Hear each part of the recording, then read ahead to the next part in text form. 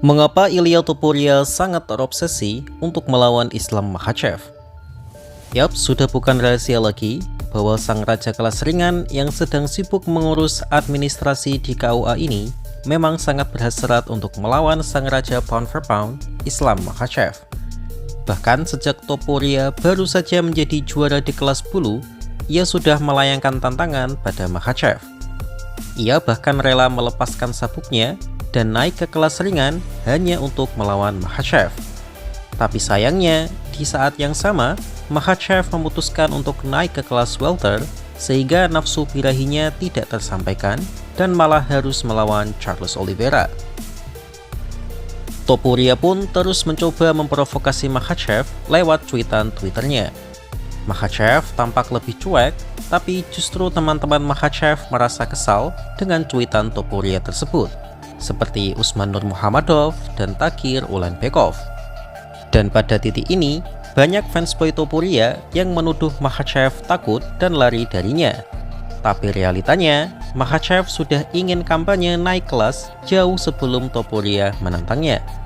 Tapi masalahnya saat itu, pertahanan gelarnya belum banyak. Ditambah, Bilal Muhammad menjadi juara kelas welter. Mereka bersahabat dekat, jadi tak akan bertarung. Tetapi ketika Bilal kalah dari JDM, maka itu adalah kesempatan emas bagi Makhachev untuk memburu sabuk kedua. Jadi, jika dibilang Makhachev menghindari Topuria, ya ada benarnya, tapi bukan karena takut, tapi lebih ke tidak ada untungnya melawan Topuria. Kalau Makhachev menang pun, tidak akan menambah banyak legasinya, karena Topuria saat itu baru mempertahankan sabuknya satu kali. Bahkan Topuria sendiri mengakui bahwa Makhachev sama sekali tidak takut padanya, tapi memang ingin menggapai mimpinya sebagai juara dua divisi. Meskipun di lain kesempatan ia mengatakan hal sebaliknya sih, karena memang sulit memegang omongan seorang Topuria. Dan yang menjadi pembahasan kita di video ini adalah mengapa Topuria sebegitu nafsunya ingin melawan Islam Makhachev, padahal dari sisi kompetisi mereka sebenarnya tidak perlu bertarung karena memang ukuran berat badan mereka berbeda. Topuria sangat berpotensi menjadi salah satu the GOAT jika ia terus menang dan mempertahankan sabuk kelas ringan lebih dari 4 kali tanpa harus melawan Makhachev di kelas welter. Setidaknya ada dua alasan mengapa Topuria sebegitu nafsunya untuk melawan Makhachev. Alasan pertama adalah uang dan popularitas. Ilya Topuria adalah petarung yang sangat cerdas, tidak hanya di dalam oktagon, tapi juga di luar oktagon. Saya katakan cerdas di sini karena memang menjadi atlet MMA memiliki resiko kesehatan yang luar biasa besar. Karena itu, ia juga menginginkan kompensasi besar. Topuria sudah mengalami fase perintisan, yaitu rela dibayar murah di awal fight-nya di UFC. Dan sekarang, ketika ia sudah mencapai puncak popularitasnya, maka sangat wajar jika ia hanya ingin berlaga yang menghasilkan jutaan dolar. Karena itu, ia menghindari Arman Tsarukyan. Meskipun ia tahu laga itu sangat bernilai tinggi secara legacy, tapi uangnya kalah besar jika harus dibandingkan dengan melawan Makhachev. Bahkan secara target market, melawan Paddy Pimblett jauh lebih menguntungkan dibandingkan melawan Arman. Dalam sudut pandang pencari nafkah, ini bisa dimengerti, karena wajar saja jika seseorang sudah mencapai posisi puncak, berusaha semaksimal mungkin untuk tetap berada di puncak dan meminimalisir segala resiko. Tetapi dalam sudut pandang petarung, tentu saja hal ini meruntuhkan kewibawaannya sebagai juara. Tidak bisa dipungkiri bahwa tujuan utama berkarir di UFC adalah uang. Dan dengan statusnya sekarang sebagai bintang besar UFC, pasti akan menghasilkan puluhan juta dolar jika bertarung melawan Islam Makhachev sebagai sesama bintang besar dengan basis fans yang masif. Alasan kedua adalah Topuria tidak ingin berkarir lama sebagai seorang MMA fighter. Yaps, baru-baru ini Topuria mengonfirmasi dalam sebuah interview bahwa Topuria ingin segera menutup karirnya sebagai MMA fighter dan beralih ke tinju. Alasannya jelas adalah uang. Sudah bukan rahasia lagi bahwa untuk level top MMA fighter seperti dirinya, bayarannya bisa dibilang sangat kecil jika dibandingkan oleh petinju elit. Sebagai juara UFC, Topuria bisa menghasilkan 3 hingga 5 juta dolar di setiap title fight-nya. Tentu itu adalah uang yang besar, dan faktanya ia adalah salah satu petarung termahal di UFC saat ini. Tetapi, uang yang dihasilkan juara tinju jauh lebih banyak. Anthony Joshua saja bisa menghasilkan lebih dari 90 juta dolar saat melawan Jake Paul. Terence Crawford juga menghasilkan lebih dari 50 juta dolar saat melawan Canelo Alvarez.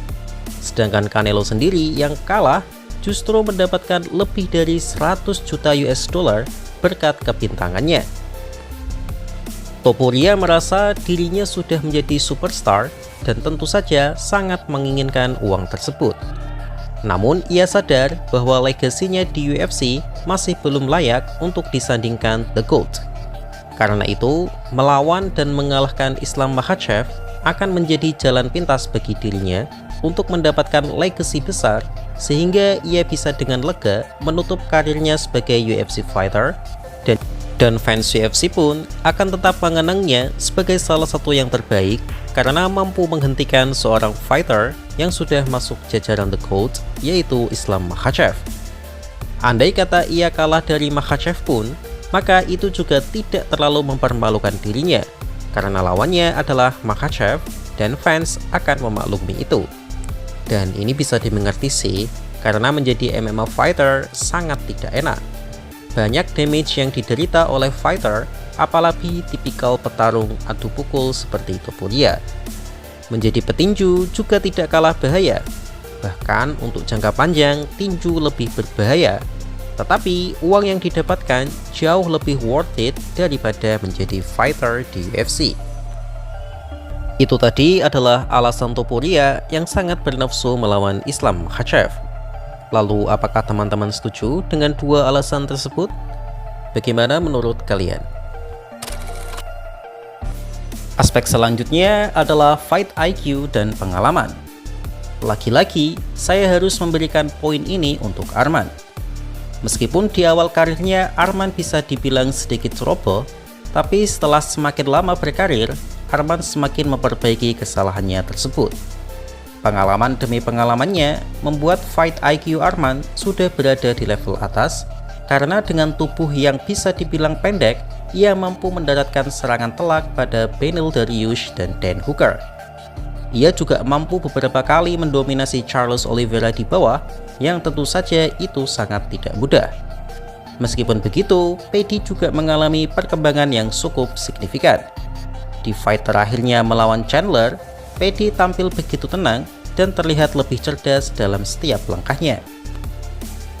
Tapi, pengalaman Paddy masih belum selevel Arman, yang mana laga debutnya di UFC sudah harus melawan Islam Makhachev, itu pun dalam kondisi short notice. Jadi, tidak ada alasan bagi saya untuk kembali tidak mengunggulkan Arman dalam aspek ini. Selanjutnya adalah aspek kardio yang lagi-lagi saya mengunggulkan Arman. Power, durability, flexibility, dan juga speed tampaknya juga Arman menang di sini. Jadi Arman secara skill set menang mutlak bang? Ya memang iya. Jujur saja saya tidak melihat peluang Paddy menang dari Arman jika membandingkan skill set mereka.